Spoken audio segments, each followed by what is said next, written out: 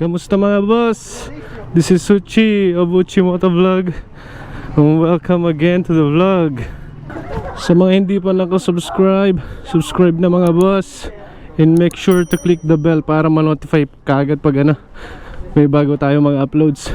Kung hindi pa kayo nakapanood ng mga previous videos ko, meron tayo yung segment na BFAS or BLAS, na kung saan kukuhanan natin ng drone footage or aerial footage yung dalawang riders na mag-uunahan patungo sa kanilang destinasyon o finish line at a quarter mile.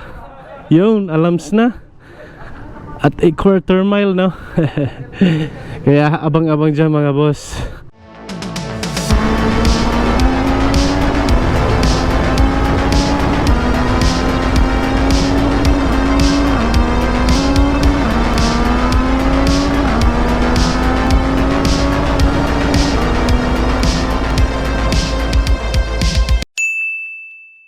Time check, it's 9:14 and it's the last day of January 31st, and it's a beautiful Sunday and a beautiful day to ride.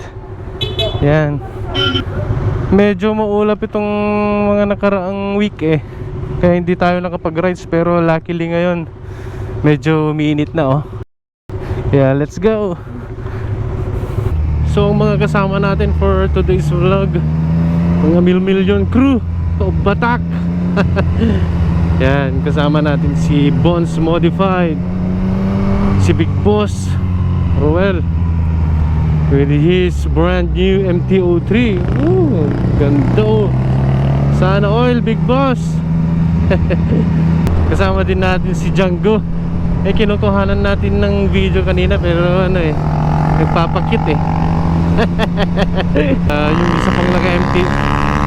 Ngingay! Kasama rin natin si RJ Saep na naka MT-03 din. Sana all naka MT-03. Ito naman yung pinsang kong babae. Babae yan, pero matinik yan sa kalsada. Grabe magpatakbo yan. Shout out RV. And of course, hindi mawawala si Mr. M Cocking Works. Mil-milyon.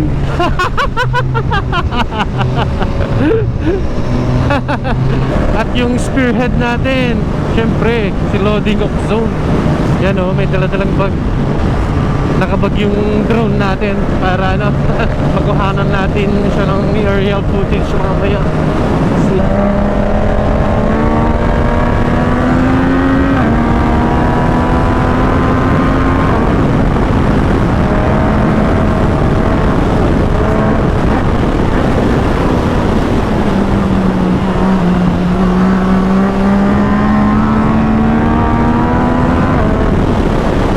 Ayan, dumaan muna tayo ng Caltex para makapag-gas.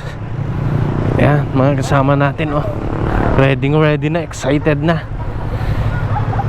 So ayan, may pa-sticker tayo mga boss. Ilan kayo ma'am? Bali, dalawa lang kayo? Ayan, bibigyan natin ng... Ay, ilan pa doon? Dalawa, bali apat. Ayan ma'am.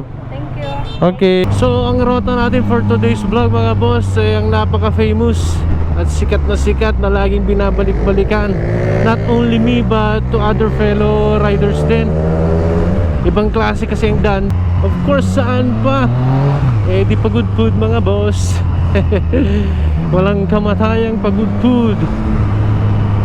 Wala nang ibang pwedeng puntahan Ang kasalanan to ni COVID. Dakdak ako ng dakdak dito, naiwan na pala tayo.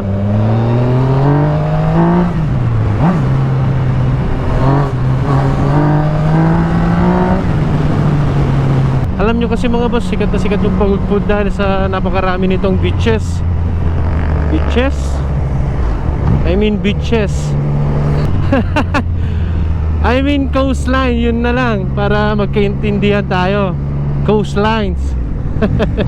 O diba, hindi lang siya kilala dahil sa mga napakalupet na kurbada or bangkingan, kundi mga beaches din, coastlines. From Pagud Food, galing tayo ng Batak Madadaanan muna natin yung San Nicolas, Lawag. And at this moment, nasa Bacara tayo ngayon. Parte ng Bacara. Ayan, dadaanan din natin pasukin Burgos, Bangi. And then ayun,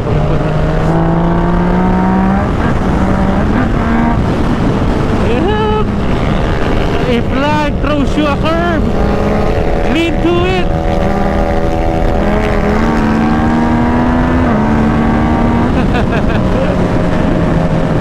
Ay, grabe yan ah. Saya nun.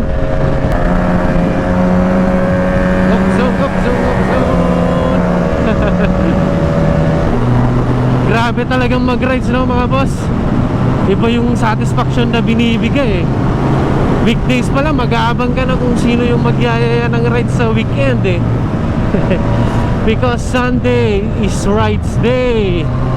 And when life throws you a curve, anong gagawin?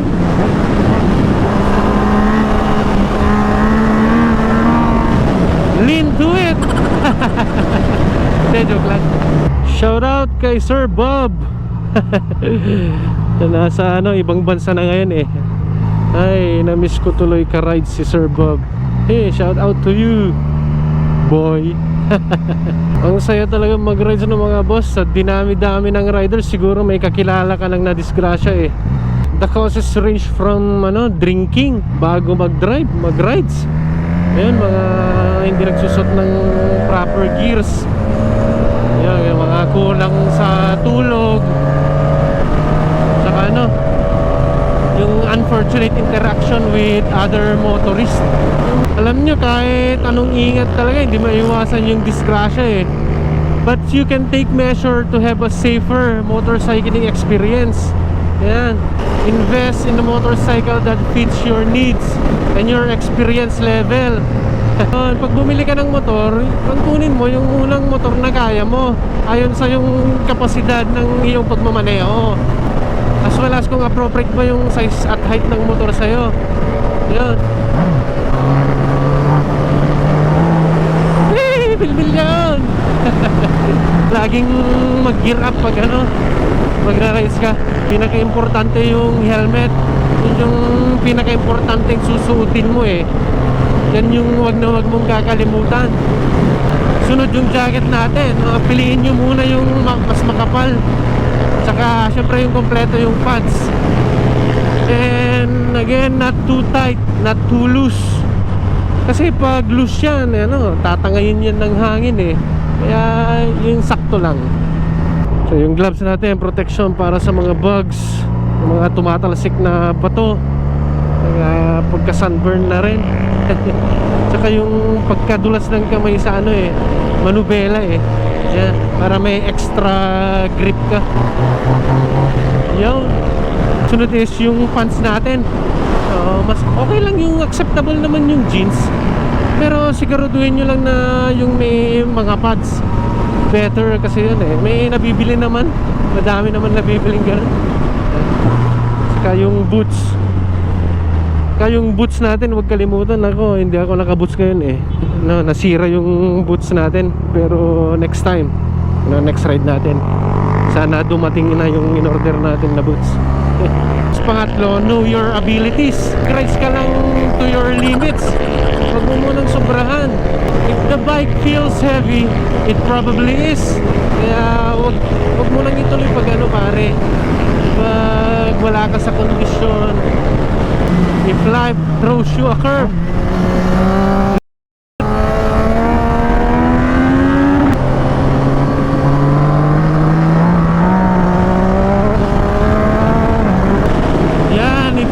riding with the group, don't push yourself mga boss, just to keep up with the pack. Kung ano lang yung kaya muna, dun muna. Unang iwas tayo ng disgrasya, no? Medyo mga kasama ko sanay na dito eh. Kaya alam na yung daan dito. Kabisado na. Ito yung part na pinaka-hit ng mga riders eh. Diyan na part, yung kumpitis dyan. Madami nang natangay nan eh. And we are approaching Burgos. Tapos yan, silip ko na yung windmill doon. I think mga 50 wind turbines na yung nandito ngayon eh. Medyo madami-dami na rin yung 50, diba? Malakas ang hangin ngayon dito, kaya mabilis din yung ikot ng mga turbines. Oh, ba't kaya hindi naiikot yan? Feeling tired? Ay, stop over muna tayo. Adjust lang natin yung shocks natin. Malikot talaga eh. Natapos ko lang mag-adjust ng shocks natin. Nag-adjust ko yung preload. I mean yung anong tawag doon? Tangin. Kalimutan ko. I mean yung rebound pala. Yan, dyan o. Ewan ko kung kita. Medyo malikot eh. Pagpugkaw ka mamil-milyon dito na eh. Milyon! Hindi pantay. Ano na? Ano na? Mil-milyon! Ako kaka-out energy ka ko. Yung basel mo yun, naalak ko ma-video yun. Ako una yun, ala. Hindi ka ba? Baka nga pabasol! Apo. Baka dyan maulit din yung kurbakon nyo.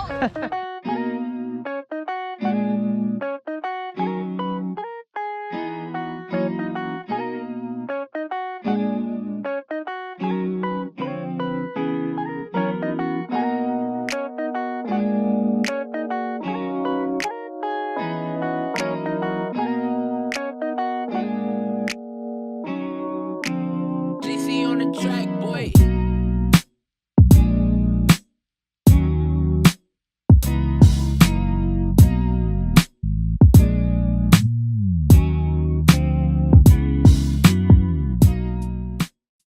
So ayan, katatapos lang natin magpalipad.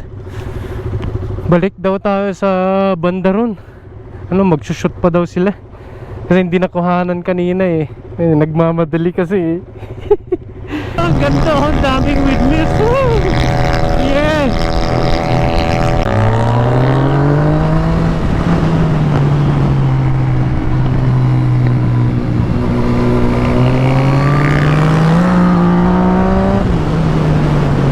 Over muna tayo dito sa may mahiwagang kurbada.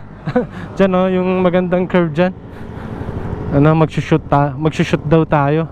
Ayan. Hirap mag-shoot, no? Ang daming dapat gawin. Bale, tayo yung mauuna gamit tong kalabaw natin.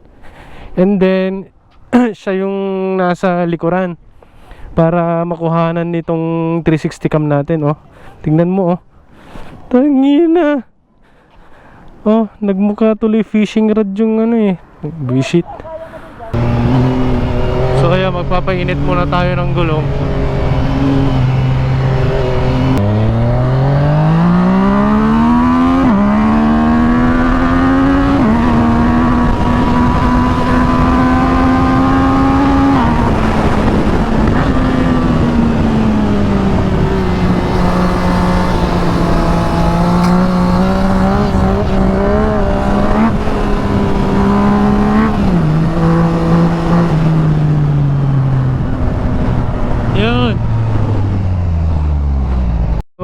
Tapos na tayong mag-shoot. Bali may nag-invite sa atin na magpapakain eh. Yeah! Palanit is real again. Ganyan yung kagandahan ng palaging nagra-rides eh. Palaging may nag-i-invite ng Palanit. Oh, ito 100%. Basta Palanit present. Milyon. Let's go. So papunta na kami sa bahay ng may nagyaya ng pakain eh. Ewan ko, contact ni RJ Saep yun eh. Pero ayun, ewan ko, siya lang yata yung in-invite, pero nasama na lang kami eh. So we're here sa bahay ng boss natin na magpapakain. Yee! Siya yun oh, yun oh. Shoutout sa'yo sir. Hindi ko pa alam yung pangalan mo eh, pero later malalaman natin. So totoo nga yung balita. Palanit si Mr. M. Yo, what's up? Sarap to, kaligan. gimas dito nyo. Talo kong priority iyo. Talo kong priority iyo. Ano, lukong? Lukong. Lukong? Joke lang. Sige, kain muna kami. Balita ko, milyon ka pare. Ba't ganyan? Nakikikain. Biset. Totoong balita yun, totoong balita. Ito yung mga million crew na palaging nakikikain. Naghahanap ng may palanit. Alam mo yan, oo. Lalo na yan, no? Always present. Sana always may palanit. Nagulimak ka, no? Tumog ka, so. Lukas ano kinatagar G5 na iso kinauli mo na. Tumangan. So ayan mga boss, tapos na kaming kumain. Siya pala yung nagpakain. Thank you boss Boss, next time boss, thank you.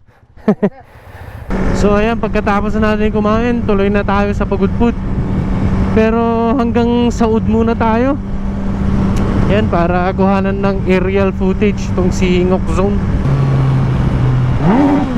Bilbil yun. Malapit na yung pupuntahan nating stretch. Pagudpud. Yan, banat nga tayo ng saglit. Okay lang tiran yung mga curves dito, basta wag lang mag counterflow para safe pa rin tayo, no? Oh, tingnan nyo, mas enjoy, mas safe. Okay lang siguro yun, kita naman yung sa harap Yuhu! Woo! And we're here. Ay, pwede na ulit tumambay dyan, Mahaliwalas, mahangin. Ayan, itong spot na to, sikat na tong spot na to yung mga batang laging naglalaro dyan, Yan, siguro alam nyo na kung sino. Ay.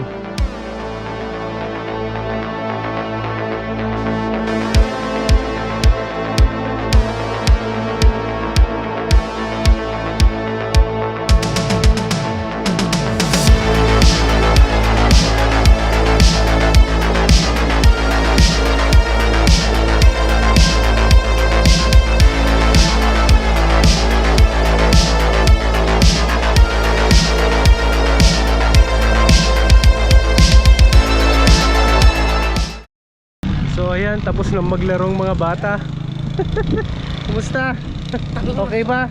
Sobrang pagod pero sobrang enjoy. Abang kayo sa channel ko. Shout out Jeboy. Shout out Jeboy. Papi Jeboy. Hoy, road test tayo. Sure. Your R15 versus my MT-09. Tara. Kahit 3 cylinder yan, lalabanan kita. Papi Kepoy. So ayun, pumayag na si Ngok mga boss. Tatry namin dun siya mag-start, tapos pagkatapat niya dito sa akin, dun lang ako arangkada. Tignan natin kung hanggang anong gear siya bago natin mahabol. Try natin. 1, 2, sige. Wala na. Napatalon.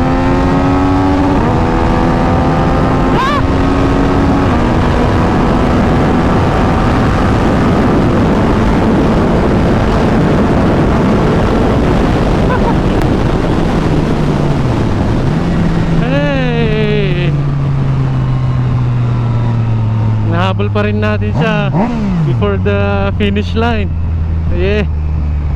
Approximately mga 500 meters yung tinakbo niya bago natapat sa atin Tapos mga 600 meters siguro yung nag-start na ako hanggang sa dulo. Yeah. Yan. Sayang tumalon kasi. Ay, napaangat pa kasi. Ay, nako, sorry, hindi sanay mag-drag race. O yan. Sige, okay na yon.